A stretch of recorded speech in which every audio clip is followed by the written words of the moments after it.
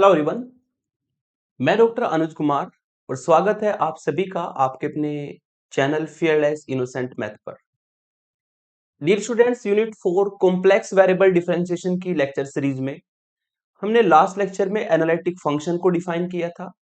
Analytic function के लिए necessary condition for the analytic function, जिसमें हमने कोची-रीमान इक्वेशन कार्टेशियन फॉर्म में डिफाइन की थी और कोची-रीमान इक्वेशन को हमने पोलर फॉर्म में भी लास्ट में कन्वर्ट किया था। आज का ये लेक्चर काफी इंपॉर्टेंट होगा क्योंकि यूनिवर्सिटी एग्जामिनेशन में इस टॉपिक से एक लॉन्ग क्वेश्चन एग्जामिनेशन में आता ही आता है। ये टॉपिक काफी इंपॉर्टेंट है। टॉपिक का नाम है analytic function examples at 0 0 origin. Origin पर फंक्शन एफ जेड का नेचर हम चेक करेंगे, एनालिटिसिटी चेक करेंगे, या Cauchy Riemann equation and differentiability at origin जिसको कह सकते हैं। ठीक है, हम यहाँ पर जो एफ जेड फंक्शन दिया होगा, ठीक है, उसको ओरिजिन पे चेक करेंगे कि वो हमारा कोची रीमान इक्वेशन को सेटिस्फाई करता है नहीं करता है, या वो एनालिटिक है या नहीं है। एनालिटिक का मतलब डिफरेंशिएबल है या नहीं है। तो ये आज का लेक्चर काफी इंपॉर्टेंट रहने वाला है। ठीक है, इससे यूनिवर्सिटी में एक क्वेश्चन 100% आता है। तो चलिए लेक्चर को स्टार्ट करते हैं। Unit 4 complex variable differentiation complex analysis का ये पार्ट है, जिसमें आज हम कवर करेंगे converse part of the necessary condition for analytic function. जो मैंने आपको नेसेसरी कंडीशन बताई थी एनालिटिक फंक्शन की, उसका कन्वर्स पार्ट। ठीक है, ये आज का मेन लेक्चर, उसके कन्वर्स पार्ट को लेंगे और बहुत सारे एग्जांपल से उसके कन्वर्ट पार्ट को हम प्रूफ करेंगे। Converse part of the necessary condition of analytic function, ये हमारा टाइटल है, और जिसमें हम नेसेसरी कंडीशन पहले थोड़ा सा रिवाइज कर लेंगे कि एनालिटिक फंक्शन की नेसेसरी कंडीशन क्या थी, उसका कन्वर्स पार्ट क्या होता है। नेसेसरी कंडीशन के लिए problem of analytic function at the origin.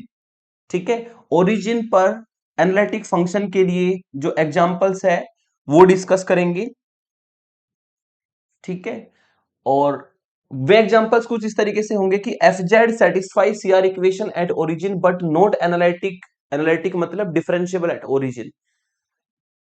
और इसमें हम सॉल्व करने वाले हैं आज 5 इंपॉर्टेंट क्वेश्चन जो कि यूनिवर्सिटी में कोई ना कोई आता रहता है, और लास्ट में जो होम असाइनमेंट आपको प्रोवाइड किया जाएगा उसमें भी आपको इंपॉर्टेंट क्वेश्चन दिए जाएंगे।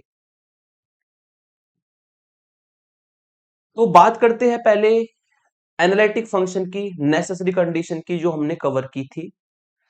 मैंने आपको बताया था कि कोई एफ जेड फंक्शन है और एफ जेड फंक्शन आपका होता है u प्लस आई वी की फॉर्म में, जहां पर z की अगर बात करें, z हमारा होता है x प्लस आई वाई। ये हमारा कॉम्प्लेक्स वेरिएबल का फंक्शन है। अगर ये फंक्शन एनालिटिक है तो कोची रीमान इक्वेशन सेटिस्फाई होगी। ठीक है, और ये हमारी नेसेसरी कंडीशन थी एनालिटिक फंक्शन के लिए। वही यहां पर मैंने फिर से रिवीजन एज ए रिवीजन लिखी है, necessary condition for the analytic function if f z equal to u plus i v. ठीक है, is an analytic. Analytic function, चूंकि एनालिटिक फंक्शन की डेफिनेशन जो है डिफरेंशिएबिलिटी से बनी है। अगर उस डेफिनेशन को भी मैं थोड़ा सा बताऊं, मैंने आपको बताया था कि कोई एफ जेड फंक्शन है वो जेड नोट पॉइंट पर एनालिटिक कहलाएगा यदि वो दो कंडीशन सेटिस्फाई करे। पहला तो वो जेड नोट पे डिफरेंशिएबल हो, और फिर उसका आप छोटा सा कोई नेबरहुड बनाए, जितने भी नेबरहुड में आसपास पॉइंट्स होंगे उन पर भी फंक्शन डिफरेंशिएबल होना चाहिए। तो डिफरेंशिएबिलिटी की डेफिनेशन को ही थोड़ा सा एक्सटेंड करके हमने एनालिटिक फंक्शन की डेफिनेशन डिफाइन की थी। तो एनालिटिक वर्ड में ऑलरेडी डिफरेंशिएबल वर्ड इन्वॉल्व है। ठीक है, तो अगर कोई चेक आप कंडीशन एनालिटिक फंक्शन के लिए करोगे और वो एनालिटिक नहीं है तो वो डिफरेंशिएबल भी कभी भी नहीं होगा। ठीक है, तो नेसेसरी कंडीशन यहां पर ये है कि एफ जेड अगर आपका कोई फंक्शन है यू प्लस आई वी और वो एनालिटिक फंक्शन है, ठीक है, या डिफरेंशिएबल फंक्शन है, then f z satisfy Cauchy Riemann equation, जिसको हम सी आर इक्वेशन भी कहते हैं। और कोची रीमान इक्वेशन होती है del u upon del x equal to del v upon del y, और del u upon del y equal to minus del v upon del x. तो ये हमारी एनालिटिक फंक्शन की नेसेसरी कंडीशन है कि अगर फंक्शन आपका एनालिटिक है एफ जेड, ठीक है, जो कि u प्लस आई वी की फॉर्म में होता है, तो u और v के जो डेरिवेटिव है वो कोची रीमान इक्वेशन को सेटिस्फाई करेंगे। Del u upon del x बराबर होगा del v upon del y को, del u upon del y होगा minus del v upon del x के। और इसके मैंने 2-3 एग्जांपल्स आपको करा दिए हैं। ठीक है, अब आज का लेक्चर होने वाला है इसका कन्वर्स पार्ट। इसका कन्वर्स पार्ट क्या होगा भाई? नेसेसरी कंडीशन है कि अगर एफ जेड एनालिटिक है तो कोची रीमान इक्वेशन सेटिस्फाई होगी। इसका कन्वर्स होगा कि अगर कोची रीमान इक्वेशन सेटिस्फाई होती है तो एफ जेड एनालिटिक होगा या नहीं होगा, ये इसका कन्वर्स पार्ट होगा। तो इसका कन्वर्स पार्ट हमेशा ट्रू नहीं होता। अगर एफ जेड फंक्शन, ठीक है, कोची रीमान इक्वेशन किसी पॉइंट पे सेटिस्फाई करता है तो जरूरी नहीं है कि वो एफ जेड फंक्शन डिफरेंशिएबल या एनालिटिक हो। ये इसका कन्वर्स पार्ट है। एफ जेड मे और मे नॉट बी एनालिटिक, ठीक है। वही मैंने यहां पे लिखा है कन्वर्स पार्ट में, converse part of the necessary condition for analytic function. Analytic function को ना कभी कभी रेगुलर फंक्शन भी कहा जाता है, मैंने आपको बताया है, और कभी कभी इसको होलोमोर्फिक फंक्शन भी बोला जाता है। तो रेगुलर बोला जाए या होलोमोर्फिक बोला जाए या एनालिटिक बोला जाए, तीनों का सेम मीनिंग है। तो इसका कन्वर्स पार्ट ये होगा कि if f z equal to u plus i v कोई फंक्शन है, satisfy C R equation at a point, किसी पॉइंट पर सी आर इक्वेशन को सेटिस्फाई करता है, और वो सी आर इक्वेशन आप जानते हैं del u upon del x equal to del v upon del y, और del u upon del y equal to minus del v upon del x. मतलब एफ जेड किसी पॉइंट पर इन इक्वेशंस को, Cauchy Riemann equation को satisfy करता है, then f z may और may not be analytic at that point. अगर वो कोची रीमान इक्वेशन को किसी पॉइंट पे सेटिस्फाई करता है तो एफ जेड वहां पर एनालिटिक हो भी सकता है, नहीं भी हो सकता है, ठीक है। यानी कि नेसेसरी कंडीशन का जो कन्वर्स पार्ट होता है वो ऑलवेज ट्रू नहीं होता, ठीक है। अगर कोची रीमान इक्वेशन किसी पॉइंट पे सेटिस्फाई होती है तो एफ जेड फंक्शन एनालिटिक हो भी सकता है, नहीं भी हो सकता है। एनालिटिक का मतलब मैंने ब्रैकेट में लिखा है डिफरेंशिएबल हो भी सकता है, नहीं भी हो सकता है, क्योंकि एनालिटिक वर्ड में डिफरेंशिएबल इन्वॉल्व है। जो काम आप एनालिटिक के लिए करेंगे वो डिफरेंशिएबिलिटी के लिए अपने आप होना है, क्योंकि डिफरेंशिएबिलिटी की डेफिनेशन को ही एक्सटेंड करके एनालिटिक फंक्शन की डेफिनेशन बनी है। और इस सफिशिएंट कंडीशन, सॉरी, इस कन्वर्स पार्ट को लेकर के, नेसेसरी कंडीशन के कन्वर्स पार्ट को लेकर के हम आज के इस लेक्चर में कम से कम 5-6 क्वेश्चन तो मैं सॉल्व करूंगा, और 3-4 एग्जांपल आपको यूनिवर्सिटी पॉइंट ऑफ व्यू से जो इंपॉर्टेंट है वो आपको होमवर्क में दिए जाएंगे, ठीक है।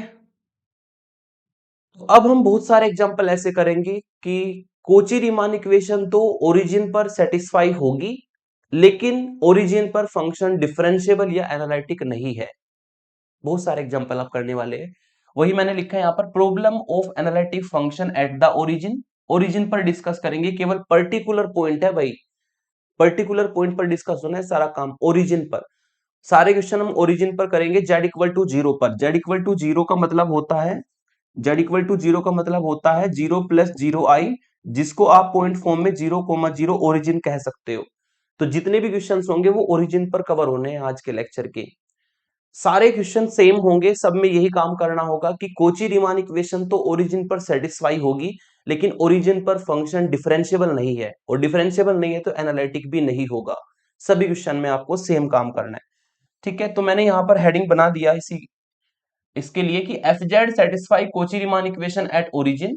हर क्वेश्चन में एफ जेड तो कोची रीमान इक्वेशन ओरिजिन पर सेटिस्फाई करेगा, बट नॉट एनालिटिक और differentiable at origin. Kochi Riemann equation तो हर क्वेश्चन में सेटिस्फाई होगी ओरिजिन पर, लेकिन ओरिजिन पर फंक्शन एनालिटिक या डिफरेंशिएबल नहीं है। सब क्वेश्चन का सेम काम है, ठीक है। थ्योरी में आपको कुछ भी लिखा है कि discuss the nature of analyticity of F Z at origin, ये आपको ऐसे लिखा है कि प्रूव दैट ये कोची रीमान इक्वेशन सेटिस्फाई करता है बट नॉट एनालिटिक या बट नॉट डिफरेंशिएबल, ठीक है। या फिर आपको कोई भी थ्योरी में लैंग्वेज दे दे, ठीक है, आपको ओरिजिन पर अगर कोई डिस्कस करना है एनालिटिसिटी को तो आपको ये दो काम करने होंगे।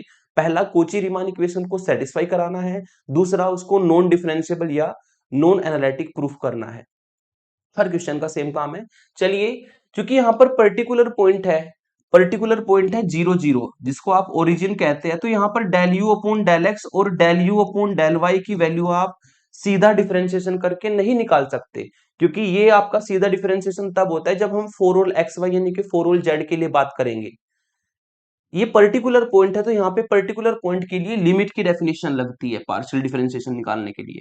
Del u upon del x निकलता है इस फॉर्मूले से, limit x tends to zero u x zero minus u zero zero upon x, और del u upon del y निकलेगा इस फॉर्मूले से, limit y tends to zero u zero y minus u zero zero upon Y.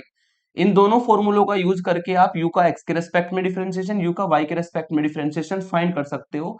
और ये क्यों किया हमने, क्योंकि ये 0 0 पर हमें डिस्कस करना है, पर्टिकुलर पॉइंट है, तो ओरिजिन पर ये लिमिट वाले फॉर्मूले लगा के आप पार्शियल डिफरेंशिएशन की वैल्यू निकालोगे। सेम फॉर्मूले u के लिए चलेंगे, सेम फॉर्मूले v के लिए चलेंगे। और डिफरेंशिएबिलिटी की डेफिनेशन तो आपने प्रीवियस लेक्चर्स में कवर की है। डिफरेंशिएबिलिटी अगर आपको किसी जेड नोट पॉइंट पे निकालनी है तो उसका फॉर्मूला होता है f dash z nought equal to limit z tends to z nought f z minus f z nought upon z minus z nought. अगर ये लिमिट एग्जिस्ट करे फाइनाइटली और पाथ पर डिपेंड ना करे, मतलब हर बार आपको ये इक्वल वैल्यू दे, यूनिक वैल्यू दे, तो ये लिमिट एग्जिस्ट करती है। और अगर ये लिमिट एग्जिस्ट करेगी तो फंक्शन आपका डिफरेंशिएबल होगा, और फंक्शन डिफरेंशिएबल होगा तो फिर हम उसमें एनालिटिक फंक्शन की कंडीशन को चेक कर सकते हैं। तो यहां पर सारे एग्जांपल वो करेंगे कि कोची रीमान इक्वेशन तो ओरिजिन पर सेटिस्फाई करेंगे, लेकिन फंक्शन ओरिजिन पर डिफरेंशिएबल या एनालिटिक नहीं है। फर्स्ट एग्जांपल लेते हैं। फर्स्ट एग्जांपल में आपको दिया है कि proof that the function f z equal to under root mod x y, ये आपको फंक्शन दिया है। Satisfy Cauchy Riemann equation at origin, आपको प्रूफ करना है कि ये ओरिजिन 0 0 पर सेटिस्फाई करेगा Kochi Riemann equation, but not differentiable. Differentiable भी आता है यूनिवर्सिटी में कभी कभी लिखा हुआ, या एनालिटिक भी आता है। दोनों के लिए आपको सेम काम करना है, क्योंकि एनालिटिक में डिफरेंशिएबिलिटी की डेफिनेशन इन्वॉल्व है। ठीक है, आपको प्रूफ करना है ये कोची रीमान इक्वेशन तो ओरिजिन पे सेटिस्फाई करता है, लेकिन ये डिफरेंशिएबल या एनालिटिक ओरिजिन पर नहीं है। तो सबसे पहले हम क्या करेंगे, जो भी आपको फंक्शन दिया है उसको लिख लेंगे। अगर ये एफ जेड है, इसको इक्वेशन 1 डालो। यदि इसमें जेड की वैल्यू को 0 डाला जाए, यानी कि जेड की वैल्यू को ओरिजिन पर निकाला जाए, एफ जेड की वैल्यू को ओरिजिन पे निकाला जाए, जो कि एफ जीरो होगा। अगर आपका जेड जीरो है तो जेड बना है एक्स प्लस आई वाई से, तो इसका मतलब एक्स भी जीरो होगा, इसका मतलब वाई भी जीरो होगा। और यदि इसमें एक्स वाई को जीरो रखेंगे तो एफ जीरो की वैल्यू जीरो आएगी। ठीक है, तो इसका चूंकि यूज होता है तो उसको स्टार्टिंग में ही आपको निकाल लेना। अगर क्वेश्चन में दी है तो बहुत अच्छी बात है, अगर नहीं दी है तो आपको इस तरीके से ये जेड को जीरो रखे निकाल लेनी होती है। तो यहाँ पे एफ जेड फंक्शन इक्वेशन 1 डाल दिया और एफ जीरो को हमने जीरो डाल दिया। फिर हमें क्या करना है, कोची रीमान इक्वेशन को सेटिस्फाई कराना है ओरिजिन पर। तो कोची रीमान इक्वेशन को सेटिस्फाई कराने के लिए हमें u और v की वैल्यू चाहिए। तो एफ जेड को मैंने लिख दिया। एफ जेड फंक्शन हमेशा इक्वल होता है u प्लस आई वी के। u भी एक्स वाई का फंक्शन होता है, u भी एक्स वाई का फंक्शन होता है, और जो v है वो भी एक्स वाई का फंक्शन होता है। तो एफ जेड को लिख दिया मैंने u प्लस आई वी की फॉर्म में, इक्वल टू में under root mod x y है। और इसमें चूंकि इमेजिनरी पार्ट नहीं है तो इमेजिनरी पार्ट को हम जीरो कंसिडर कर लेंगे। अब हमें क्या करना होता है, सबसे पहले एफ जेड जो फंक्शन दिया है उसमें रियल पार्ट इमेजिनरी पार्ट को अलग करते हैं और रियल इमेजिनरी पार्ट की कंपेयर करके यूवी निकालते हैं। ऑन कंपेयरिंग, यदि हम कंपेयरिंग करें यू एक्स वाई की वैल्यू आपको मिलेगी under root mod x y. ठीक है, और वी एक्स वाई की वैल्यू हमें यहां पर मिलती है v x y will be equal to zero. अब आपको क्या करना है, इसको डाल देना है इक्वेशन नंबर 2 और इसको डाल देना है equation number 3।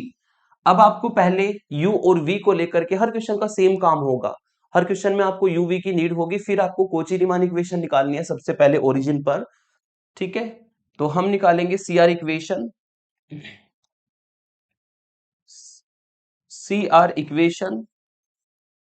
Eight origin. Origin का मतलब z इक्वल टू जीरो या 0 0 आप कह सकते हो।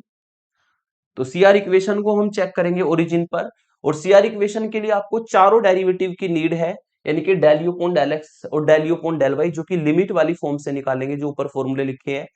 तो हम निकालते हैं सबसे पहले del u upon del x की value. Del u upon del x के लिए फॉर्मूला होता है limit x tends to zero u of x zero minus u of zero zero और डिवाइड बाई एक्स। ये फॉर्मूला होता है आपका limit del u upon del x को निकालने का। अब इसमें सारी वैल्यूज हम पुट करेंगे, limit x tends to zero. यदि इसमें सारी वैल्यू पुट करते हैं तो सबसे पहले आपको यू एक्स जीरो की वैल्यू चाहिए।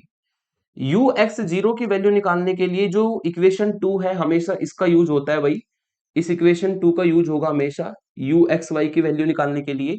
ये आपका यू एक्स वाई फंक्शन है। यदि आप इसमें x को तो x ही रहने दे और y को रख दे 0, तो आपको यू एक्स जीरो की वैल्यू मिल जाएगी। यानी कि हमें क्या करना है, जो ऊपर फंक्शन है इक्वेशन 2 में, इसमें x को तो x ही रखेंगे लेकिन y को 0 रख देंगे।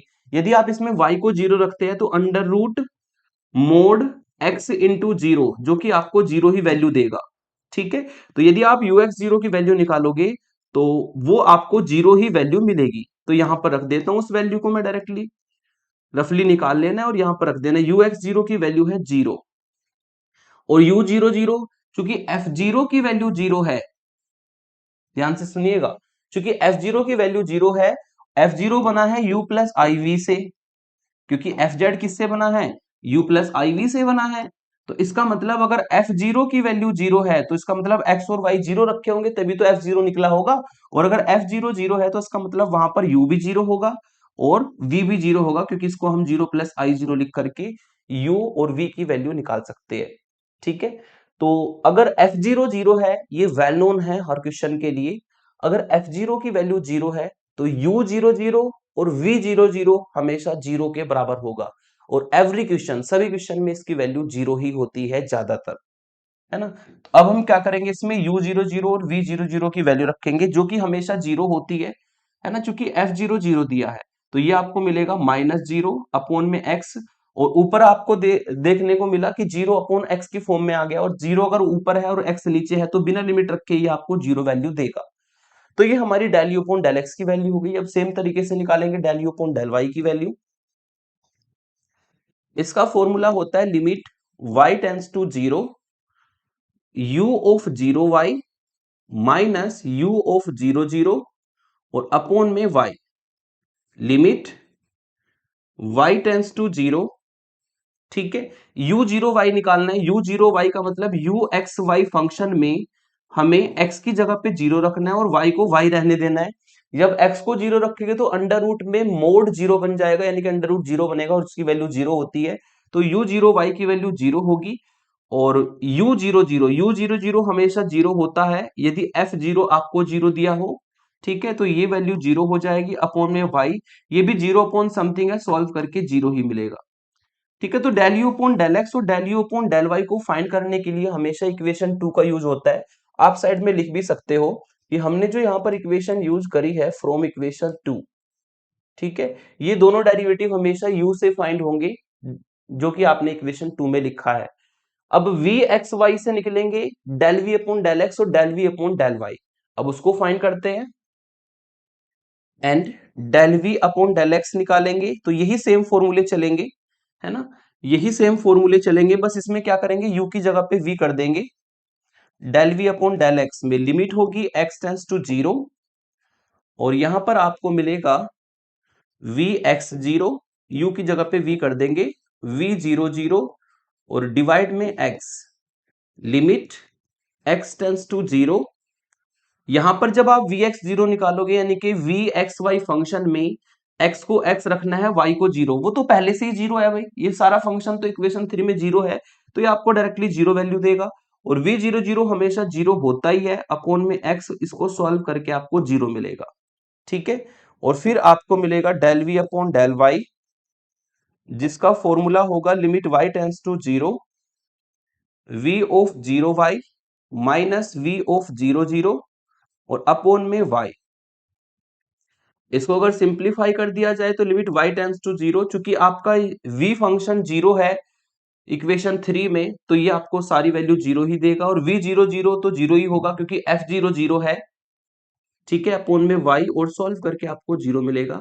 तो ये दो डेरिवेटिव तो निकाले जाते हैं फॉर्मूला लगा के इक्वेशन 2 से, और ये दोनों डेरिवेटिव निकाले जाते हैं फॉर्मूला लगा के इक्वेशन 3 से। आप लिख सकते हो साइड में कि इसको हमने दोनों को इक्वेशन 3 से फाइंड किया है। आप देख सकते हैं चारों पार्शियल डेरिवेटिव की वैल्यू 0 है, इसका मतलब ये कोची रीमान इक्वेशन हमेशा सेटिस्फाई करेगा। तो आपको आगे लिख देना है this implies del u upon del x है del v upon del y के बराबर and del u upon del y है minus del v upon del x के बराबर।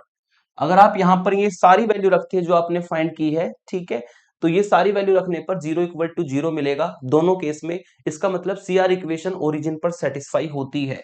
तो आप लिख देंगे हेंस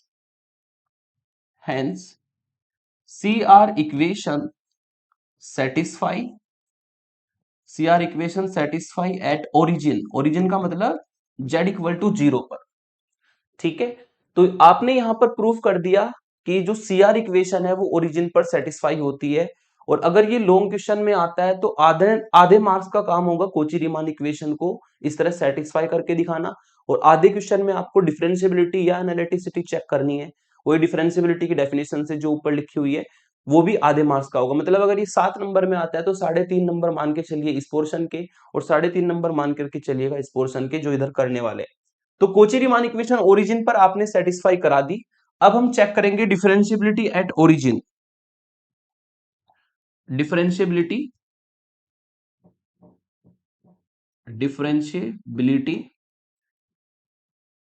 एट ओरिजिन, और ओरिजिन का मतलब होता है z = 0 point. Differentiability eight origin, और ओरिजिन का मतलब होता है z = 0 पॉइंट। ठीक है, तो डिफरेंशियबिलिटी के लिए हम ये डेफिनेशन यूज करेंगे जो ऊपर लिखी हुई है, डिफरेंशियबिलिटी एट z0। तो किसी पॉइंट पर z0 पर इस तरीके से डिफरेंशियबिलिटी निकलती है, उसका फॉर्मूला यहां पर अप्लाई कर देंगे। फॉर्मूला होगा limit z tends to z0 f of z minus f of z0 divide by z minus z0, ये फॉर्मूला होता है। और यहां पर डिफरेंशियबिलिटी आपको चेक करनी है ओरिजिन पर, तो z0 की वैल्यू हमेशा 0 होगी। यहां पे आप लिख भी सकते हैं हेयर जिस पॉइंट पर चेक करना है z0 वही होता है। ओरिजिन पर चेक करना है तो z0 की वैल्यू 0 होगी, इसमें पुट कर देंगे limit z tends to 0 f of z minus f of 0 और डिवाइड बाई z माइनस 0। तो सबसे पहले आपको z0 की वैल्यू पुट करनी है। अब इसमें सभी वैल्यूज को पुट करना है, उसको एक्स वाई में कन्वर्ट करना है। अगर यहां पर आप z पॉइंट की बात करें तो z पॉइंट होगा x, y tends to 0 0। Differentiability के वही क्वेश्चन जो कि प्रीवियस 2 लेक्चर्स में मैंने इसको कराया पाथ लेकर के, जिसमें पहला पाथ हमेशा y = mx लिया जाता है। अगर लिमिट m की फॉर्म में आ जाए तो आपको दूसरा पाथ की नीड नहीं होती, लेकिन अगर लिमिट m की फॉर्म में ना आए तो हमें दूसरा पाथ डिनोमिनेटर को देख करके सेम पावर बना करके लेना होता है। ठीक है, तो यहां पर इसको एक्स वाई की फॉर्म में कन्वर्ट करेंगे। एफ जेड की वैल्यू रखी, एफ जेड की वैल्यू है इक्वेशन 1 में √mod xy। ठीक है, एफ जीरो की वैल्यू है यहां पर -0, और जेड होता है x प्लस आई वाई। और अगर इसको देखें तो ये आपको सिंप्लीफाई करके limit x y tends to 0 0। ठीक है, ऊपर तो मिला आपको √mod xy, और नीचे मिला आपको x प्लस आई वाई, जिसको कि हम इक्वेशन नंबर 2 3 इसको इक्वेशन नंबर 4 कह देंगे। तो हमने डिफरेंशियबिलिटी की डेफिनेशन लगाई। अब यहाँ पर पाथ्स को लेना होता है। ठीक है, और ये मैंने बताया था पहला पाथ हमेशा हम y = mx लाइन, जिसको आप रेडियस वेक्टर भी कहते हैं। ठीक है, y = mx लाइन के अलोंग हमें पहला पाथ लेना होता है। तो फर्स्ट पाथ कंसीडर करते हैं यहां पर। ठीक है, take path y = mx for gives y = mx path अगर लेंगे तो लेफ्ट हैंड साइड में तो आपका सेम रहेगा, limit z tends to z0 f of z minus f of z0 divide by z minus z0। ये हमारा लेफ्ट हैंड साइड तो सेम रहेगी, लेकिन जो राइट हैंड साइड है यहां पर हम y को mx डाल देते हैं। यदि y को mx डाला जाए तो ऊपर से आपको मिलेगा √mod x इंटू mx और divide by x plus i into mx।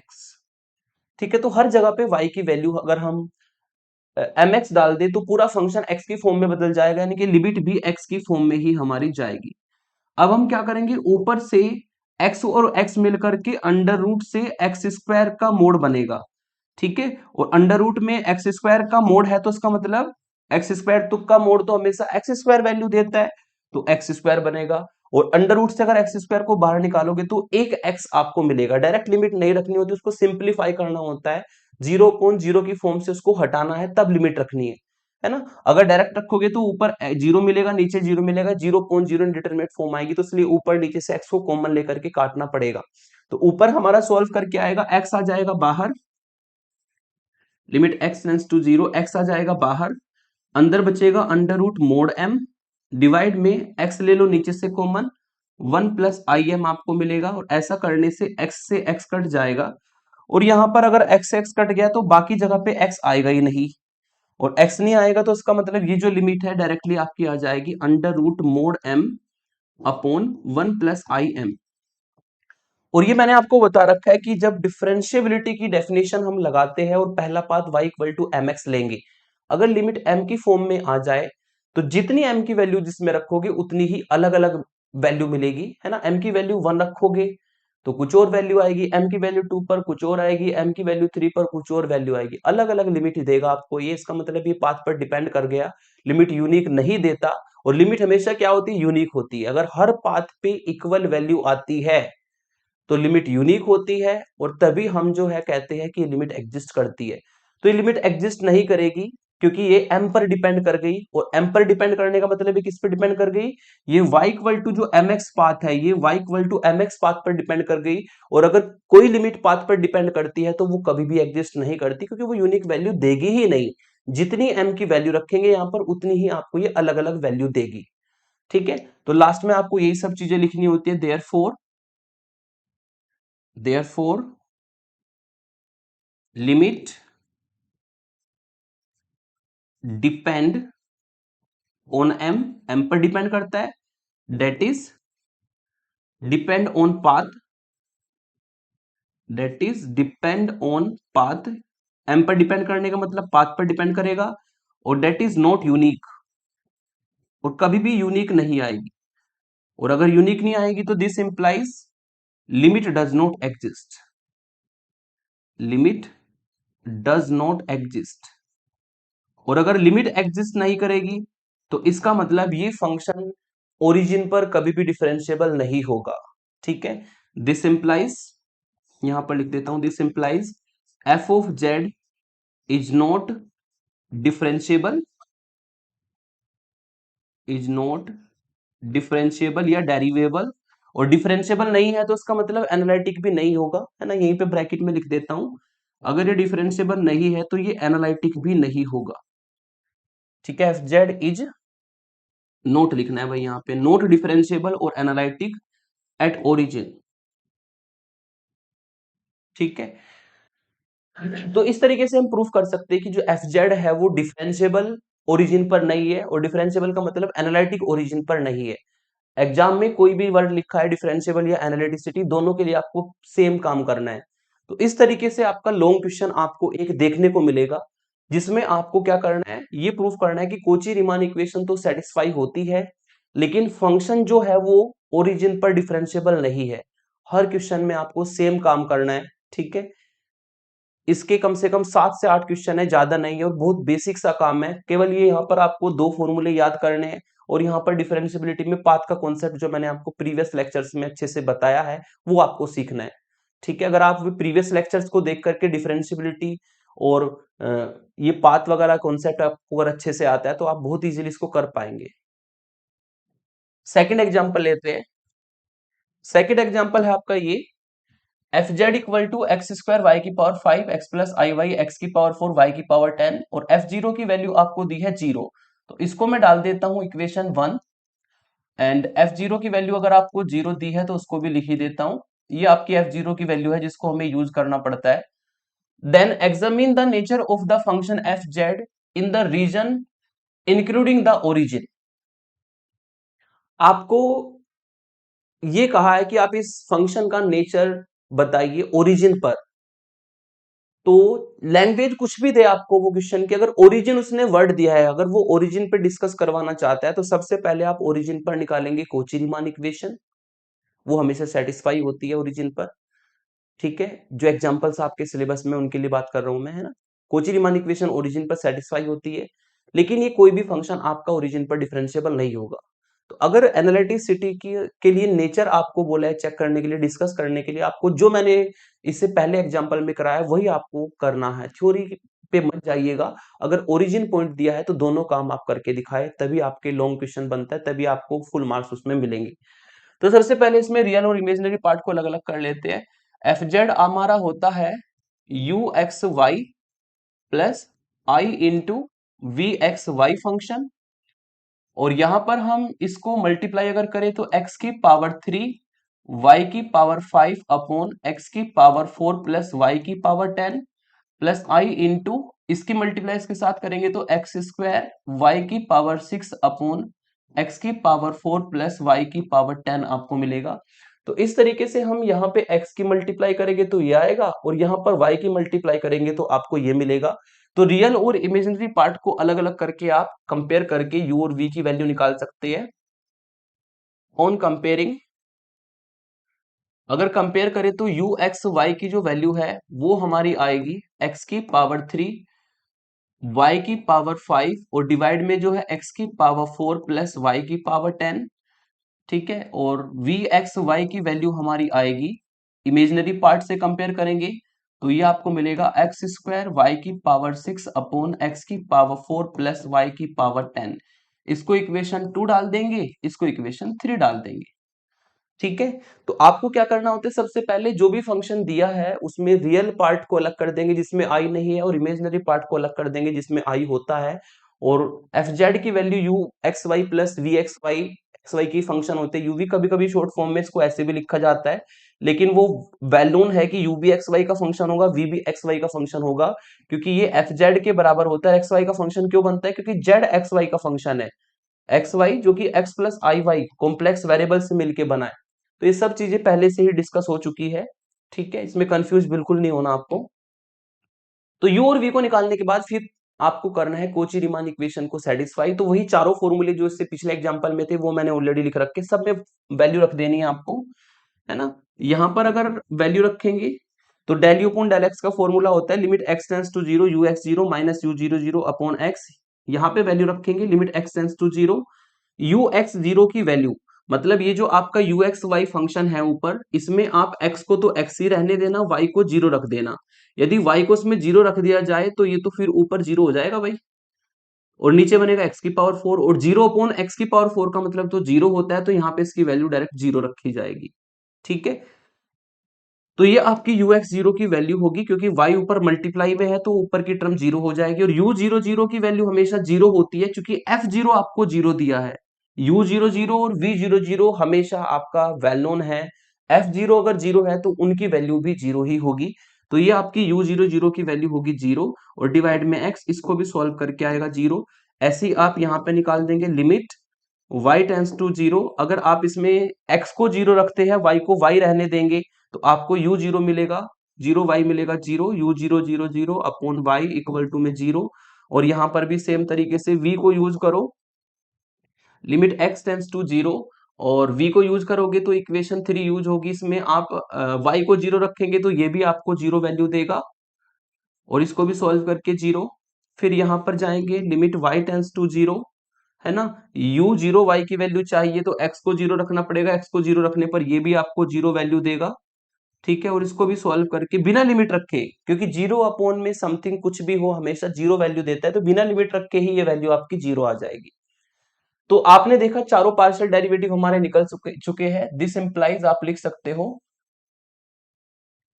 This implies आप यहां पर लिख सकते हो, this implies del u upon del x जो है वो del v upon del y के बराबर है, and del u upon del y जो है वो minus del v upon del x के बराबर है, ठीक है। हैंस जो सी आर इक्वेशन है, कोची रीमान इक्वेशन है, ठीक है, वो सेटिस्फाई,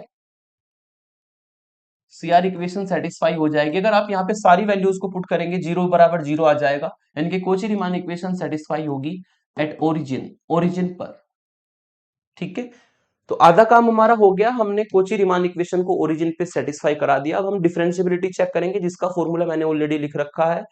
यहां पर इस फॉर्मूले को लिखने के बाद आपको ना जेड नोट की वैल्यू रखनी होती है जीरो। अब इसको सारे को एक्स वाई में बदलना है, उसके लिए हमें सारी वैल्यूज को पुट करना पड़ेगा। तो यहां पर आपको मिलेगा लिमिट, ये जेड बनेगा x comma y point, zero बनेगा जीरो कोमा जीरो पॉइंट, ऊपर रख देते हैं एफ जेड की वैल्यू, एफ जेड की वैल्यू है एक्स स्क्वायर वाई की power 5 into x plus i y, और डिवाइड में हमारा है एक्स की पावर 4 प्लस वाई की पावर 10 माइनस एफ जीरो की वैल्यू है 0, और अपॉन में है आपका जेड यानी कि x plus i Y.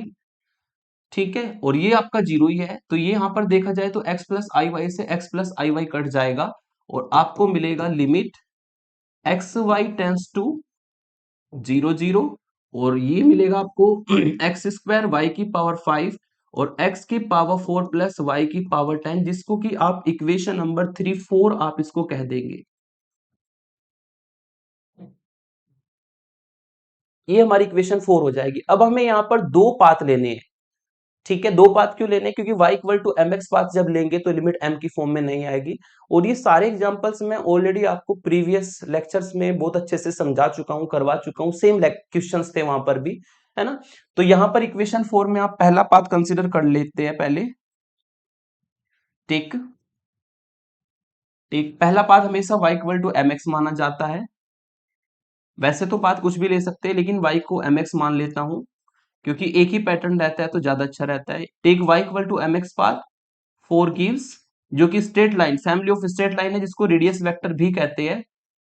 4 gives, left hand side same रहेगी, limit z tends to z not f of z minus f of z not divide by z minus z naught, और equal to में हमें मिलेगा, यहां पर y को mx रखने पर आपको मिलेगा एक्स स्क्वायर m की पावर 5 x की पावर 5 डिवाइड बाई x की पावर 4 प्लस m की पावर 10 x की पावर 10, और पूरा फंक्शन चूंकि x में बदल गया तो अब हम y की लिमिट को हटा सकते हैं, लिमिट भी केवल x की ही रखेंगे।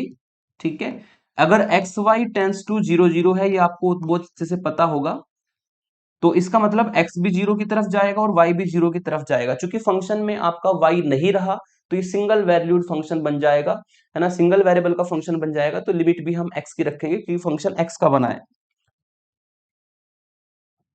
अब इसमें आप डायरेक्ट x को 0 नहीं रखेंगे, क्योंकि अगर डायरेक्ट x को 0 रख दिया तो 0.0 फॉर्म बन जाएगी। पहले कॉमन लेकर के इसको सिंप्लीफाई कर लो, तो यहां से आपको मिलेगा लिमिट x टेंस टू 0।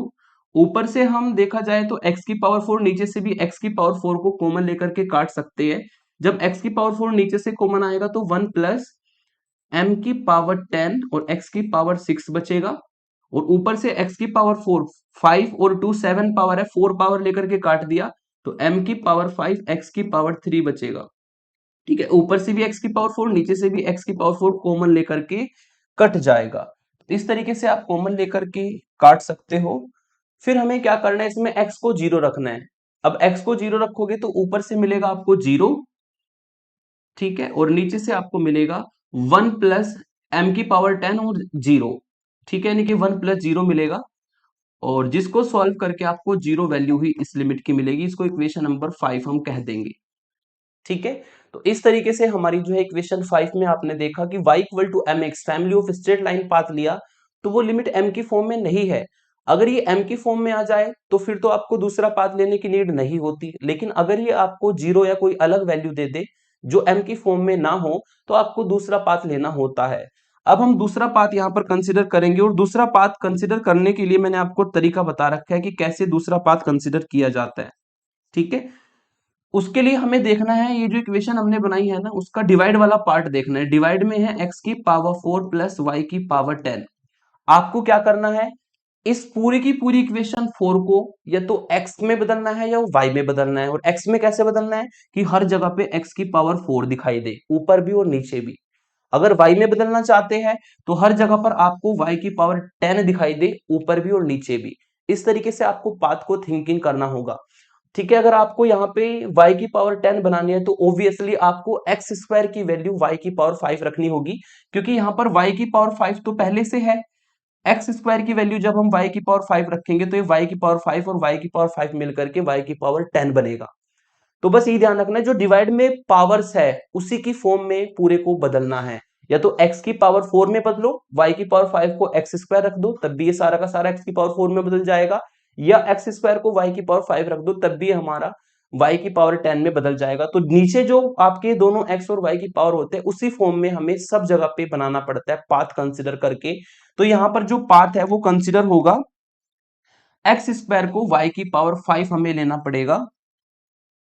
ठीक है, टेक पाथ एक्स स्क्वायर को y की पावर 5। इक्वेशन 4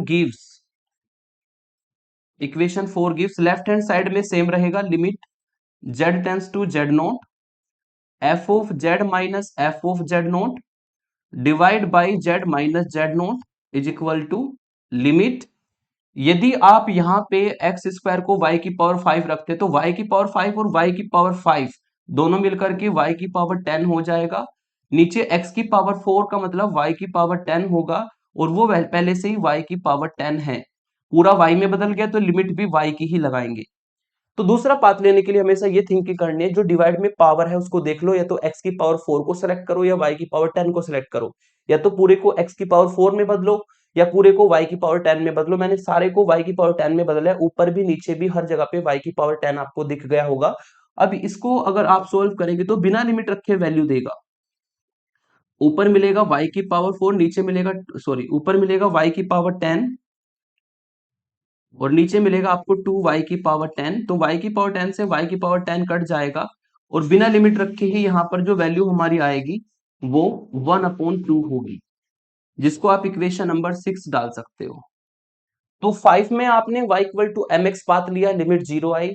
6 में आपने देखा लिमिट आपकी 1/2 है, यानी कि दोनों लिमिट अलग अलग लिमिट है। तो ये फंक्शन कभी भी, ठीक है, ये लिमिट जो है कभी भी एग्जिस्ट नहीं करेगी, क्योंकि पाथ पर डिपेंड कर गई। अलग अलग पाथ पर अलग अलग वैल्यू आई है, अगर अलग अलग पाथ पर इक्वल वैल्यू आए तो लिमिट एग्जिस्ट करती है, फंक्शन डिफरेंशिएबल होता। लेकिन अलग अलग पाथ पर अलग अलग वैल्यू आई है तो फंक्शन डिफरेंशिएबल नहीं है, और अगर फंक्शन डिफरेंशिएबल नहीं है तो फंक्शन एनालिटिक भी नहीं है। वही सब सेम थ्योरी आपको लिख देनी है अपने आप। मैं डायरेक्ट लिख देता हूं, therefore from equation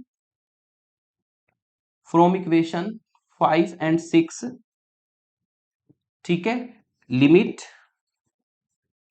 not unique नहीं है, that is depend on path पर डिपेंड कर गई।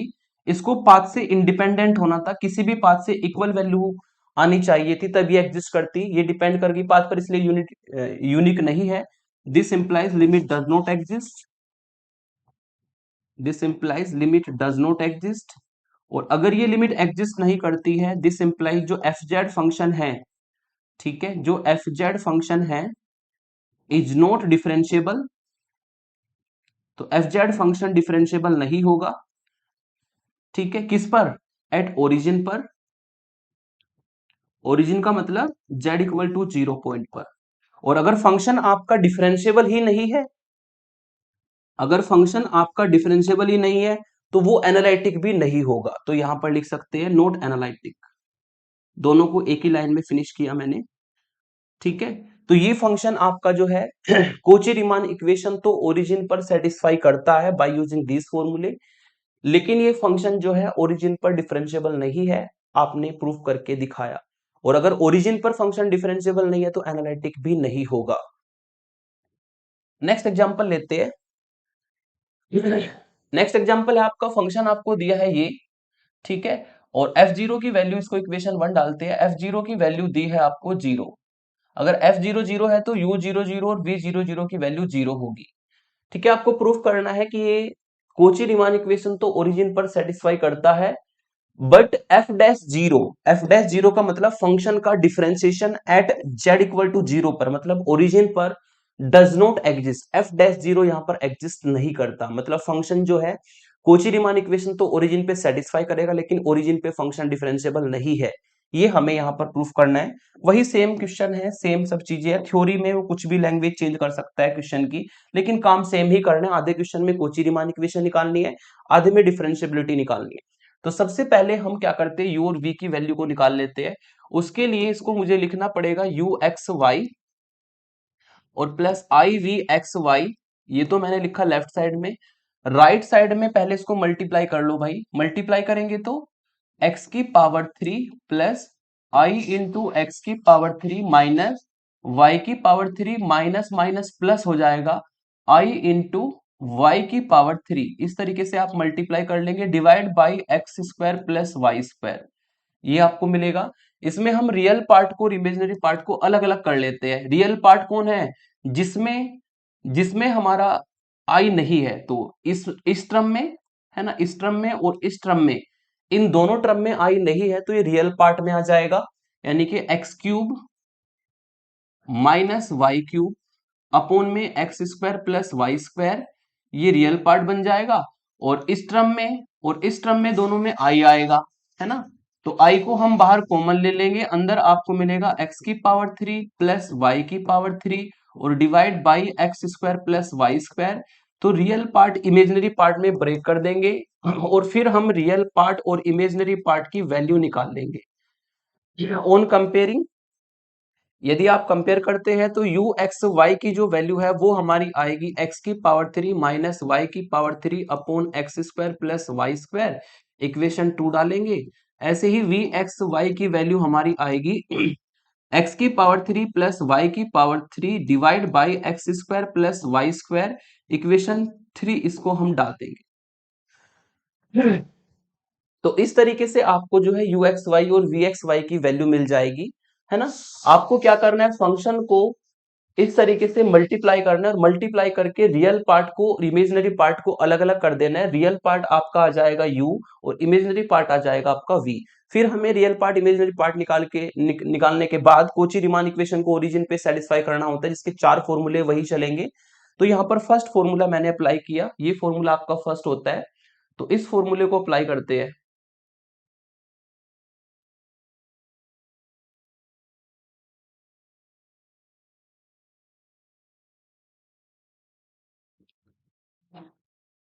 Just wait.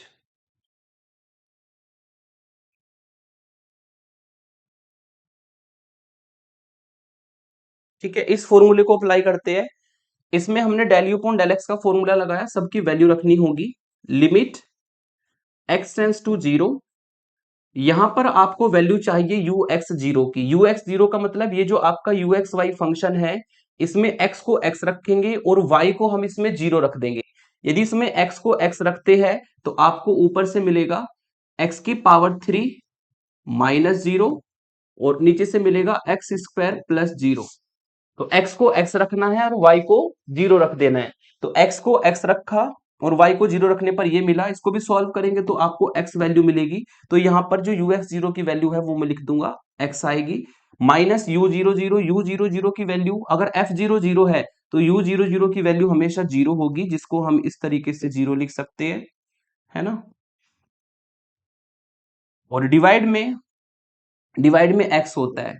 ठीक है, तो अब देखा जाए तो x अपॉन एक्स बनेगा, जो कि डायरेक्ट लिमिट आपको देगा। ठीक है, इसमें आपको लिमिट रखने की जरूरत भी नहीं पड़ेगी। तो ये आपको 1 वैल्यू देगा काटने पर और ये आपकी लिमिट 1 आ जाएगी। दूसरा निकालते हैं, limit y tends to zero. ठीक है, u जीरो y की वैल्यू निकालनी है। u जीरो y का मतलब जो u एक्स वाई फंक्शन है, इसमें x को जीरो रखना है और y को y रहने देना है। ऊपर से मिलेगा जीरो माइनस वाई की पावर 3 और नीचे से मिलेगा जीरो प्लस वाई स्क्वायर। और अगर इसको सॉल्व किया जाए तो ये माइनस वाई वैल्यू देगा, तो minus y, u zero zero की वैल्यू जीरो और अपोन में y। तो यहां पर भी बिना लिमिट रख के ही आपको ये वैल्यू दे देगा। y से y कट जाएगा, limit y tends to zero minus 1 मिलेगा, जो कि इक्वल टू में माइनस 1 आपको वैल्यू देगा। ठीक है, तो del u upon del x निकल जाएगा, del u upon del y निकलेगा। अब del v upon del x आपको निकालना है। Del v upon del x को निकालने के लिए limit x tends to zero, यहां पर वी एक्स जीरो की वैल्यू चाहिए। वी एक्स जीरो का मतलब जो वी एक्स वाई फंक्शन है, इसमें एक्स को एक्स रखेंगे, वाई को जीरो। इससे आपको मिलेगा एक्स की पावर 3 अपॉन एक्स स्क्वायर और एक्स स्क्वायर से एक्स की पावर 3 कट करके एक्स मिलेगा minus we zero zero. We zero zero की वैल्यू होगी आपकी, क्योंकि एफ जीरो जीरो है तो वी जीरो जीरो जीरो होगा और अपॉन में एक्स। इसको भी सोल्व अगर करते हैं तो ये एक्स से एक्स कट जाएगा और आपको ये बिना लिमिट रखे ही 1 वैल्यू देगा। ठीक है, ये वैल्यू हमारी 1 हो जाएगी। फिर del v upon del y अगर निकालते तो limit y tends to zero, आपको निकालनी है वैल्यू v जीरो y की, यानी कि x को जीरो रखना है और y को y। तो 0 प्लस वाई की पावर 3, 0 प्लस वाई स्क्वायर, तो वाई की power 3 upon y square, solve करके वाई मिलेगा -0, ठीक है, अपॉन में वाई, सॉल्व करके ये भी आपको 1 वैल्यू देगा। तो इस तरीके से हम चारों डेरिवेटिव्स की जो है वैल्यू को फाइंड कर सकते हैं। ये हमने फाइंड किया। अब आपको देखना है क्या कोची रीमान इक्वेशन यहाँ पे सेटिस्फाई होती है, मतलब जो del u upon del x है वो बराबर होना चाहिए del v upon del y के। यस, दोनों की वैल्यू 1 है, इसका मतलब पहली कंडीशन सेटिस्फाई। दूसरा, जो del u upon del y है वो minus del v upon del x के बराबर होना चाहिए। आप देख सकते हैं दोनों में एक माइनस का अंतर है, यानी कि अगर ये जो कोची रीमान इक्वेशन की डेफिनेशन है इसमें आप वैल्यू रखोगे ये हमेशा सेटिस्फाई होगी। तो इसका मतलब कोची रीमान इक्वेशन यहां पर ओरिजिन पर सेटिस्फाई होती है। तो आप लिख देंगे, आप यहां पर लिख देंगे therefore del u upon del x equal to del v upon del y, और del u upon del y equal to minus del v upon del x. Cauchy Riemann equation satisfy at origin, यानी कि जो Kochi Riemann equation है वो origin पर हमारी यहां पर सेटिस्फाई होती है। अब डिफरेंशियबिलिटी डिस्कस करेंगे, जिसके लिए हमने पहले से ही फॉर्मूला लिख रखा है, इसमें बस फंक्शन की वैल्यू रखनी है और इसको एक्स वाई में बदलना है। एक्स वाई टेंड्स टू 0 0, ठीक है, और यहां पर एफ जेड की वैल्यू रखोगे वो सारी एक्स की पावर 3 1 प्लस आयोटा, और माइनस वाई की power 3 1 minus iota, divide by x square plus y square. F zero की वैल्यू होती है 0, और डिवाइड में जेड की वैल्यू होती है एक्स प्लस आई वाई। तो ये पूरा एक्स प्लस आई वाई की फॉर्म में, एक्स और वाई की फॉर्म में कन्वर्ट हो जाएगा। अब इसमें हमें क्या करना है, x प्लस आई वाई इस बार नहीं कटेगा, जरूरी नहीं है कि हर क्वेश्चन में कटे, कोई बात नहीं है, नहीं कटता तो उसको ऐसे ही हम लिख लेंगे, limit x y tends to 0 0, और ऊपर आपको मिलेगा x की power 3 1 plus iota, minus y की पावर 3 1 माइनस आयोटा, और डिवाइड में x square plus y square, और x plus i into y मिलेगा। इक्वेशन नंबर इसको 4 डाल देंगे। अब इसमें पाथ लिया जाएगा, ठीक है। फर्स्ट पाथ क्या लेते हैं, take y equal to m x path, ठीक है, y equal to m x रखेंगे, 4 गिव्स, इससे आपको इक्वेशन 4 क्या देगी, लेफ्ट हैंड साइड में जो है वैल्यू को पुट कर देंगे, लेफ्ट हैंड साइड तो सेम रहेगी जो ऊपर लिखी है, f z minus F of Z note divide by Z minus z note, और यहां पर आप y को एम एक्स रख देंगे। यदि y को एम एक्स रखा जाए तो x की पावर 3 1 प्लस आयोटा, और ये माइनस m की पावर 3 x की पावर 3 1 माइनस आयोटा, और divide by x square plus m square x square, और ये x plus i into m x. पूरा फंक्शन x में बदल गया तो लिमिट भी x की ही लगाएंगे, x टेंस टू 0। तो ऊपर से भी हम x को कॉमन लेंगे और नीचे से भी x को कॉमन लेंगे, फिर लिमिट को रखेंगे। ऊपर से देखा जाए तो x की पावर 3, x की पावर 3 जो है ये कॉमन वैल्यू होगी ऊपर से, तो ऊपर से हम x की पावर 3 को कॉमन ले लेंगे, ठीक है, और x की पावर 3 कॉमन लेके अंदर बचेगा 1 प्लस आयोटा माइनस m की पावर 3 और 1 माइनस आयोटा, या आई कह सकते हो आप इसको। यहां से एक्स स्क्वायर कॉमन लेंगे, यहां से x तो बाहर x की पावर 3 बनेगा, अंदर बनेगा 1 प्लस एम स्क्वायर और 1 प्लस आई एम। ऐसा करने से जो ये x की पावर 3 है, x की पावर 3 से कट जाएगा, और इसको सॉल्व करके ऊपर से आपको मिला 1 प्लस आयोटा माइनस m की पावर 3 1 माइनस आयोटा, और डिवाइड बाई 1 प्लस एम का स्क्वायर और 1 प्लस आई एम, ठीक है। तो y equal to m x path आपने लिया और ये लिमिट आपको m की फॉर्म में मिल गई, यानी कि m पे डिपेंड कर गई। m पे डिपेंड करने का मतलब ये किस पर डिपेंड कर गई, ये आपकी डायरेक्टली पाथ पर डिपेंड कर गई, ठीक है।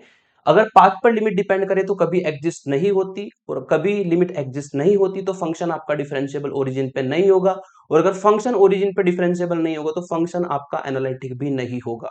तो आपको थ्योरी अपने आप लिखनी है, ठीक है। एक दो क्वेश्चन में मैं बता चुका हूं, आपको लिखना है कि this limit depend on the value of m, that is depend on the path, that is not unique, ठीक है। फिर आपको लास्ट में लिखना है this implies limit does not exist, और फिर लिखना है therefore F z is not differentiable at origin, ठीक है। और अगर डिफरेंशिएबल नहीं है तो एनालिटिक भी नहीं होगा। तो लास्ट में आपको सारी थ्योरी लिख के ये लाइन लिखनी है, this hence f z is not analytic या डिफरेंशिएबल, एनालिटिक या डिफरेंशिएबल एट ओरिजिन। ओरिजिन का मतलब z इक्वल टू 0 पॉइंट पर ही बात कर रहे हैं हम, है ना। तो इस तरीके से आपका जो कोची रीमान इक्वेशन है वो सेटिस्फाई होगी, लेकिन फंक्शन जो है ओरिजिन पे डिफरेंशिएबल या एनालिटिक नहीं है। अगर डिफरेंशिएबल नहीं है तो एनालिटिक तो बिल्कुल नहीं होगा, क्योंकि डिफरेंशिएबिलिटी की डेफिनेशन को ही एक्सटेंड करके एनालिटिक फंक्शन बनता है। ठीक है, हर क्वेश्चन का सेम प्रोसेस है। ये हमारी नेसेसरी कंडीशन का कन्वर्स पार्ट होता है। ठीक है, कि कोची रीमान इक्वेशन तो पॉइंट पे सेटिस्फाई होगी, लेकिन फंक्शन आपका एनालिटिक नहीं होगा। नेक्स्ट एग्जांपल काफी इंपॉर्टेंट एग्जांपल है, जेड की फॉर्म में। एफ जेड आपको दिया है जेड बार का स्क्वायर अपॉन जेड। ठीक है, इसको मैं इक्वेशन 1 डाल देता हूं और एफ जीरो की वैल्यू दी है 0। इसमें ना स्टार्टिंग में थोड़ा सा टाइम देना, इस क्वेश्चन को कराने का पर्पज भी ये, स्टार्टिंग में थोड़ा सा समय देना पड़ेगा, क्योंकि यदि आप इसको एक्स और वाई में बदलते हैं, ठीक है, तो जेड बार हो जाएगा एक्स माइनस आई वाई। जेड बार की वैल्यू होती है एक्स माइनस आई वाई, जेड की वैल्यू होती है एक्स प्लस आई वाई। तो यहाँ पे आई आपका न्यूमिनेटर में भी है, डिनोमिनेटर में भी है, और डिनोमिनेटर में पहले आई को खत्म करना पड़ेगा, तब हम इसमें रियल पार्ट इमेजिनरी पार्ट अलग बना पाएंगे। तो उसके लिए हमें इसमें कॉन्जुगेट से मल्टीप्लाई, कॉन्जुगेट से डिवाइड करना पड़ेगा। एक्स प्लस आई वाई का कॉन्जुगेट एक्स माइनस आई वाई से मल्टीप्लाई और एक्स माइनस आई वाई से डिवाइड करना होगा। और यदि इसको ऊपर देखा जाए तो ये आपको मिलेगा एक्स माइनस आई वाई की पावर 3, और नीचे आपको मिलेगा ये एक्स प्लस आई वाई। ठीक है, और इनटू में x माइनस आई वाई, ये आपको मिलेगा। ठीक है, और a प्लस बी और a माइनस बी मिलकर के आप जानते हैं वो a स्क्वायर। ठीक है, इसको डायरेक्ट लिख देता हूं, a plus b, a minus b का अगर फॉर्मूला लगाएंगे तो ये a square minus b square बनेगा, और आई स्क्वायर की वैल्यू उसमें रखेंगे -1, तो आपको ये x square plus y square value देगा। तो इन दोनों को मल्टीप्लाई करके डिवाइड में कितना आएगा, डिवाइड में मल्टीप्लाई करके आएगा x square plus y square. अब इसमें जो कॉमन मिस्टेक स्टूडेंट करते हैं वो मिस्टेक ये है कि ऊपर ना x माइनस आई वाई की पावर 3 है, तो उसकी 3 पावर को ओपन करना पड़ेगा। उसमें जल्दबाजी बिल्कुल मत करना, गलत होने के चांस हो जाते हैं। ठीक है, यहां पर जो फॉर्मूला लगेगा नीचे लिख देता हूं, a माइनस बी की पावर 3 का फॉर्मूला लगेगा a की पावर 3 माइनस बी की power 3 minus 3a square b और प्लस 3ab स्क्वायर, ये फॉर्मूला लगेगा। ए की जगह पे रखा जाएगा एक्स और बी की जगह पे रखा जाएगा आई वाई। आप कंपेयर कर सकते हैं, ए की जगह पे रखना है एक्स और बी की जगह पे रखना है आई वाई। तो इस पूरे फॉर्मूले में ए और बी की वैल्यू को रखना है इस तरीके से।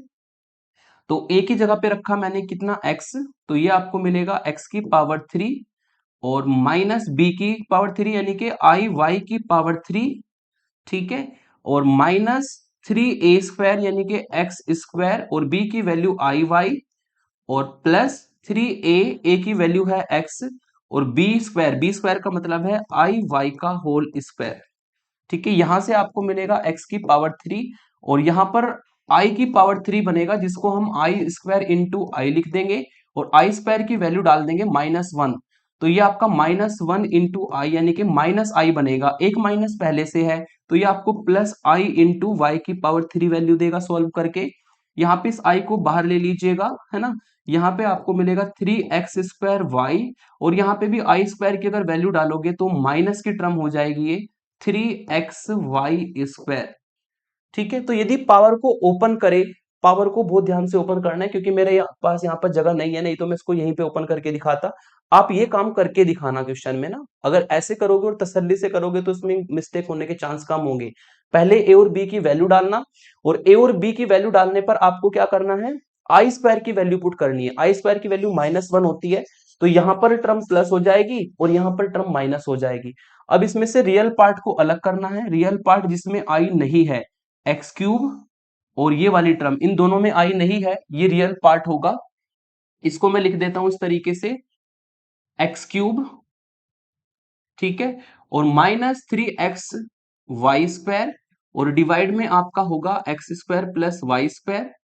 ठीक है, और प्लस बाकी इन दोनों टर्म से, ये जो दोनों टर्म है आपकी, है ना, ये जो दोनों टर्म है, इन दोनों टर्म से आई कॉमन आ जाएगा बाहर, अंदर आपको मिलेगा y की पावर 3 और -3x² और डिवाइड में आपको मिलेगा x² प्लस y²।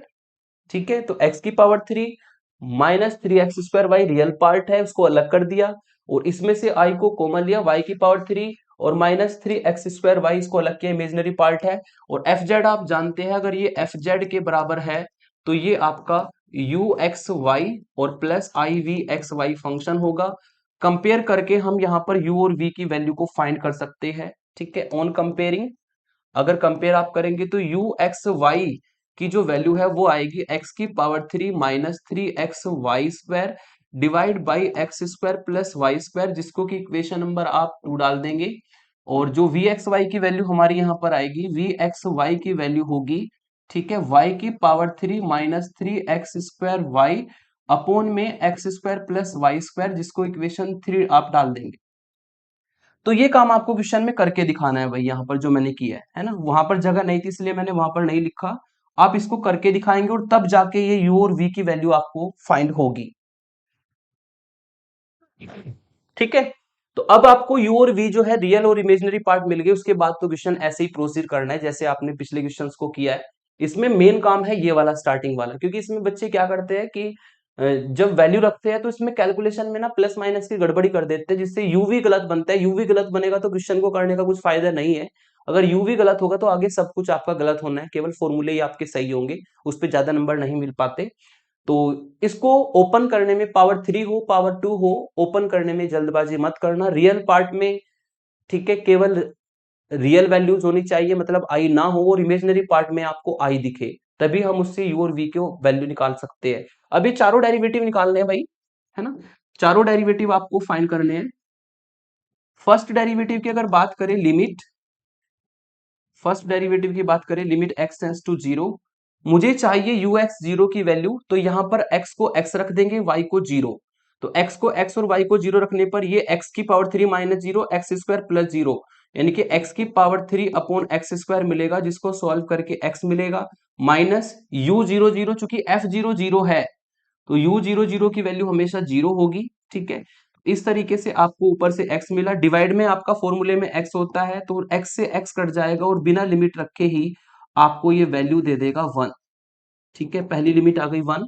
फिर ये निकालेंगे, इसमें आप क्या करेंगे, limit y tends to 0 u0y, इसमें x को x ही रखना है और y को 0 रख देना है, सॉरी x को 0 रखना है, ये 0 हो जाएगा पहली टर्म, और x को 0 रखने पर तो ऊपर सारा 0 हो गया भाई, और अगर ऊपर सारा 0 हो गया तो आपको 0 वैल्यू मिलेगी अपॉन में y, और बिना लिमिट रखे आपको 0 वैल्यू मिलेगी।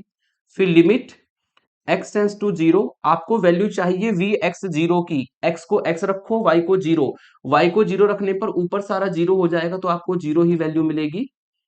ठीक है, इक्वल टू 0। फिर आपको निकालनी है value del v upon del y की, v0y निकालना है। v0y का मतलब इसमें x को रखना है 0 और y को y रहने देना है। यदि x को 0 रखोगे तो यहां से मिलेगा y की power 3 minus 0 upon 0 plus y square, तो वाई स्क्वायर से y की पावर 3 कटेगा, एक y बचेगा, माइनस 0 अपॉन y, सॉल्व करके आपको ये बिना लिमिट रख के ही 1 वैल्यू देगा। ठीक है, y से y कट जाएगा और ये लिमिट 1 आएगी। आप यहां पर देख सकते हैं कि जो कोची रीमान इक्वेशन है वो हमारी सेटिस्फाई हो गई, है ना। Del u upon del x, ठीक है, इसको आप लिख सकते हैं साइड में, this implies del u upon del x जो है वो बराबर है del v upon del y के, and del u upon del y जो है वो बराबर है minus del v upon del x के। आप यहाँ पे वैल्यू रखिए, ये वैल्यू इसके बराबर है और ये 0 इक्वल टू 0 आएगा तो सेटिस्फाई होगा। This implies C R equation satisfies at origin, origin पर जो है कोची रीमान इक्वेशन सेटिस्फाई होती है z इक्वल टू 0 पर। अब डिफरेंशियबिलिटी निकालेंगे। पहले डिफरेंशियबिलिटी का फॉर्मूला ऐसे ही लिखना है, जेड नोट की फॉर्म में। जेड नोट की वैल्यू यहाँ पे 0 होती है, जेड नोट की वैल्यू 0 डाली और इसमें हम सारी वैल्यूज को पुट कर देंगे और एक्स वाई में इसको बदल देंगे, या एक्स वाई में बाद में बदलते, पहले वैल्यू पुट कर लेते हैं। ठीक है, यहां से आपको मिलेगा limit z tends to 0, f z की वैल्यू है जेड बार का whole square upon z, minus f0 की वैल्यू है 0 अपॉन में है जेड। इससे आपको मिलेगा लिमिट z टेंस टू 0, ऊपर से मिला जेड बार का होल स्क्वायर और नीचे जेड और जेड मिलकर के जेड का होल स्क्वायर। इसको अब एक्स वाई में बदलेंगे, पहले जेड की फॉर्म में आया, अब जेड की जगह पे रख देंगे एक्स कोमा वाई पॉइंट। ठीक है, ऊपर रख देंगे आप जेड बार की वैल्यू एक्स माइनस आई वाई, नीचे रख देंगे जेड की value x plus i y, और चूंकि दोनों की पावर 2 है तो यहां पर भी दोनों की पावर 2 होगी, इक्वेशन नंबर 4 बन जाएगी। अब हमें इसमें पाथ लेना होता है। फर्स्ट पाथ हमेशा आप लेते हैं y equal to m x, ठीक है, mx पाथ, पहला पाथ ले लेंगे, 4 गिव्स, इक्वेशन 4 में रखेंगे तो लेफ्ट हैंड साइड जो है वो तो सेम रहेगी, है ना, लेफ्ट हैंड साइड हमारी सेम रहेगी। Limit z tends to z not f of z minus f of z not divide by z minus z nought will be equal to, है ना, इसमें आप y को mx रखेंगे तो ऊपर से मिलेगा x minus i M x का होल स्क्वायर और नीचे से मिलेगा x plus i M x का होल स्क्वायर। ठीक है, x टेंस टू 0 क्योंकि पूरा फंक्शन x में आ गया, ऊपर से एक्स स्क्वायर और नीचे से एक्स स्क्वायर को कॉमन ले लेंगे। ठीक है, क्योंकि x कॉमन आएगा तो अपने साथ 2 पावर बाहर लाएगा, अंदर बचेगा 1 माइनस आई एम का होल स्क्वायर और यहाँ पर एक्स स्क्वायर कॉमन लेने पर 1 प्लस आई एम का होल स्क्वायर, एक्स स्क्वायर से एक्स स्क्वायर कट जाएगा और सॉल्व करके आपको मिला 1 माइनस एम का होल स्क्वायर और divide by 1 plus m i m का होल स्क्वायर। ठीक है, और ये m की फॉर्म में आपकी लिमिट आ गई, तो दूसरा पाथ लेने की कोई जरूरत है ही नहीं। ठीक है, अगर m की फॉर्म में लिमिट आ जाए तो आप कह सकते हैं ये वैल्यू m पर डिपेंड करती है। m पर डिपेंड करने का मतलब ये आपकी पाथ पर डिपेंड करती है y equal to m x पर, और अगर पाथ पर डिपेंड कर गई तो लिमिट यूनिक नहीं आएगी, लिमिट डज नॉट एग्जिस्ट। और लास्ट में लिख देना है f z is not differentiable at origin, hence F z is not analytic at origin. ये थ्योरी आपको अपने आप लिखनी है, बस मैं लास्ट वाली लाइन लिख देता हूं direct, hence F z is not analytic या डिफरेंशिएबल भी कह सकते हैं इसको, है ना, नॉट एनालिटिक या डिफरेंशिएबल एट ओरिजिन। तो सभी क्वेश्चन में सेम ही काम है, सभी क्वेश्चंस में जितने भी आज के लेक्चर के क्वेश्चन हैं उसमें सब में हमने सेम काम किया है कि कोची रीमान इक्वेशन तो सेटिस्फाई होगी, लेकिन फंक्शन आपका ओरिजिन पर डिफरेंशिएबिलिटी की डेफिनेशन को सेटिस्फाई नहीं करता, उसकी लिमिट एग्जिस्ट नहीं करती, फंक्शन डिफरेंशिएबल नहीं होगा। ठीक है, अब मेरी साइड से एक एग्जांपल और जो कि मैंने ऑलरेडी सॉल्व कर रखा है, वैसे तो ये ज्यादा टफ है नहीं, लेकिन इसमें एक स्टेप है जो मुझे बतानी थी इसलिए मैंने इसको सॉल्व किया। आपको यहाँ पर फंक्शन दिया है if f z equal to x cube y, into में दिया है y minus i x upon में एक्स की power 6 y square, z is not equal to 0 के लिए एफ जीरो की वैल्यू 0 दी है। तब आपको प्रूफ करना है ये ध्यान से समझिएगा आप, ये आपको दिया है f z minus f zero upon z tends to 0 value, ये जो लिमिट है ये आपको 0 की तरफ टेंड होगी। ये जो लिमिट है अगर इसको देखा जाए ये डिफरेंशिएबिलिटी की डेफिनेशन बनती है जब हम पॉइंट रख देते हैं f z minus f zero upon Z, ये ओरिजिन पर डिफरेंशिएबिलिटी की डेफिनेशन है। तो ये जो वैल्यू है ये 0 की तरफ टेंड होगी अलोंग एनी रेडियस वेक्टर।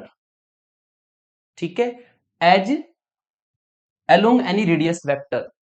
ठीक है, हमारी ये जो लिमिट है 0 की तरफ टेंड होगी, जेड को हमें 0 की तरफ टेंड कराना है, ये मतलब ओरिजिन लेना है, ये आपको दिया है डायरेक्टली, आप कह सकते हैं जो मैंने अंडरलाइन किया है ये वैल्यू यहां पर दी है, और बोला है ये 0 वैल्यू देगी along any radius vector. Radius vector का मतलब कोई भी स्ट्रेट लाइन, स्ट्रेट लाइन का मतलब y equal to m x, family of straight line. यदि आप इस लिमिट को y equal to m x radius vector या स्ट्रेट लाइन से निकालते हैं तो ये हमेशा आपको 0 वैल्यू देगी, ऐसा क्वेश्चन में बोला गया है। ठीक है, but note z tends to 0 in any manner, लेकिन अगर आप स्ट्रेट लाइन की फॉर्म में पाथ नहीं लेते, रेडियस वेक्टर की फॉर्म में पाथ नहीं लेते, तो आप उससे अलग कोई भी पाथ ले लेना ये कभी भी 0 नहीं होगी। ऐसा क्वेश्चन में बोला गया है कि रेडियस वेक्टर के अलोंग तो ये 0 वैल्यू देगी, लेकिन उससे अलग मैनर में अगर कोई पाथ लेंगे तो आपका ये आप जो है लिमिट 0 कभी भी नहीं आएगी। ठीक है, और साथ ही साथ में ये भी कहा है also that the function f z is not analytic at origin, है ना, तो यहाँ पे इसने थ्योरी में ये एनालिटिक की भी बात कर दी, और एक पॉइंट पे करिए ओरिजिन पे तो आपको वही दोनों काम करके दिखाने हैं। आधे क्वेश्चन में तो कोची रीमान इक्वेशन इसकी निकालनी है और प्रूफ करना है सेटिस्फाई होगी, और आधे में आपको प्रूफ करना है फंक्शन डिफरेंशिएबल नहीं है। तो थ्योरी पे मत उलझना, अगर ओरिजिन पे नेचर डिस्कस करना है तो आपको दोनों ही आपको वर्क करके दिखाने होंगे, Kochi Riemann equation at origin और डिफरेंशिएबिलिटी एट ओरिजिन। ठीक है, तो सेम थ्योरी पे आप मत जाइएगा, सेम तरीके से क्वेश्चन को करना है। सबसे पहले एफ जेड को लिखा, इक्वेशन 1 डाल दिया, एफ जीरो की वैल्यू आपको 0 दी है, एफ जीरो 0 होने का मतलब यू जीरो 0 और वी जीरो 0 की वैल्यू हमेशा 0 होगी। ठीक है, एफ जेड होता है u x y plus i v x y, अंदर मल्टीप्लाई कर देंगे, रियल पार्ट को किया अलग प्लस आई, इमेजिनरी पार्ट को किया अलग, रियल पार्ट से रियल पार्ट कंपेयर किया, ux y निकल गया, इमेजिनरी पार्ट से इमेजिनरी पार्ट कंपेयर किया, vxy निकल गया। फिर आपको लिमिट्स निकालनी है, चारों फॉर्मूले रखेंगे और आप यहाँ पे x0 निकालेंगे तो y को 0 रखना पड़ेगा, 0 वैल्यू आएगी, u0 0 0 होता है अपॉन x, 0 वैल्यू देगा, मतलब ये चारों लिमिट 0 आएगी। ऐसा क्वेश्चन आपने पहले भी किया, चारों लिमिट 0 आएगी, इसको आप निकाल दीजिएगा। इसका मतलब कोची रीमान इक्वेशन ओरिजिन पर सेटिस्फाई हो जाएगी। ठीक है, चारों में क्या होगा, जो लिमिट आने वाली है वो 0 आएगी। और इस तरह का क्वेश्चन मैंने जस्ट अभी प्रीवियस स्लाइड में कराया है, सेम तरीके से जाना है ये। मैंने ये क्वेश्चन क्यों कराया है यहाँ पे आपको बताता हूं। अब हमें क्या करना है, डिफरेंशिएबिलिटी ओरिजिन पे हमें चेक करना है। डिफरेंशिएबिलिटी के लिए पहले डेफिनेशन लगाई और डेफिनेशन लगाकर जेड नोट को 0 रखा। अब हमने फंक्शन की वैल्यू रखी, फंक्शन की वैल्यू है ये जो यहां पर लिखी है। ठीक है, इस क्वेश्चन को कराने का पर्पज ये है कि या तो आप इस x प्लस आई वाई को x प्लस आई वाई से ना काटो, ऐसे ही लेकर के चलो, ऐसे लेकर के चलोगे तो तब भी आंसर आ जाएगा। लेकिन हम इसको छोटा बना सकते हैं, छोटा बनाने के लिए ऊपर तो था y माइनस आई एक्स, ठीक है, और अगर यहां पे डिवाइड में देखा जाए, यहां पे है x प्लस आई वाई, तो ऊपर y माइनस आई एक्स था तो मैंने क्या किया, i से ऊपर मल्टीप्लाई कर दी, i से नीचे डिवाइड कर दिया। जब ऊपर मल्टीप्लाई करेंगे तो ये हो जाएगा आपका i इंटू वाई, यानी कि आई वाई, और minus i square x, upon में ये i into x plus i y रहेगा। ठीक है, तो आई स्क्वायर की वैल्यू -1 होती है, जब -1 यहां पे रखोगे तो ये आई वाई प्लस एक्स हो जाएगा। ठीक है, तो बस ये ध्यान रखना है कि यहाँ पर x प्लस आई वाई को अगर आप काटना चाहते हो तो आप i से ऊपर मल्टीप्लाई, i से नीचे डिवाइड कर लेना। बाकी क्वेश्चन में कुछ नहीं है, ऐसे ही होना है जैसे आपने प्रीवियस क्वेश्चंस किए हैं। तो मैंने यही काम किया, इस x प्लस आई वाई को x प्लस आई वाई से काटने के लिए ऊपर i से मल्टीप्लाई की तो ये आ गया, मैंने सॉल्व करके दिखाया इसको डायरेक्टली, है ना, और नीचे आपको i से डिवाइड करने पर ये टर्म मिलेगी। अब यहाँ पर देखा जाए तो ये टर्म इससे पूरी पूरी कट जाएगी, जो बचेगा उसको हम इक्वेशन नंबर डाल देंगे। ये हमारी इक्वेशन 2 बनती है, ये 3 बनती है, ये आपकी इक्वेशन 4 बनेगी। ठीक है, तो बस इसमें यही आपकी हुआ है। ये क्वेश्चन मैंने पहले भी वैसे कराया है ना।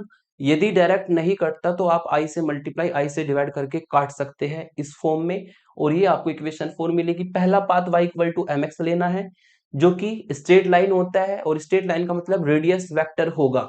ठीक है, तो y equal to m x लेंगे तो उसको सॉल्व करेंगे, सॉल्व करने पर आपको 0 वैल्यू देगा।